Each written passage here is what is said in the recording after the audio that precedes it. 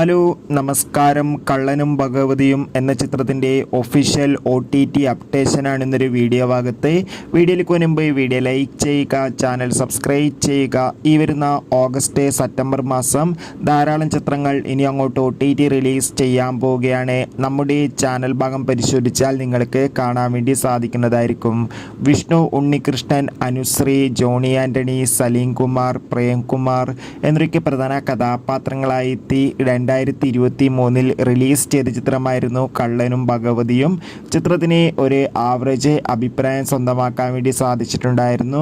അതുകൊണ്ട് തന്നെ എല്ലാ സിനിമാ പ്രേമികളും ഒരേപോലെയായിരുന്നു ചിത്രത്തിൻ്റെ OTT റിലീസിനായി കാത്തിരുന്നത്. ചിത്രത്തിൻ്റെ OTT അവകാശങ്ങളൊക്കെ ആമസോൺ പ്രൈം വീഡിയോസ് എന്ന OTT പ്ലാറ്റ്ഫോമായിരുന്നു സ്വന്തമാക്കിയിട്ടുണ്ടായിരുന്നത്. ഇപ്പോഴിതാ കള്ളനും ഭഗവതിയും എന്ന ചിത്രം ആമസോൺ പ്രൈം വീഡിയോസ് എന്ന OTT പ്ലാറ്റ്ഫോമിലൂടെ OTT റിലീസ് ചെയ്തിരിക്കുകയാണ്.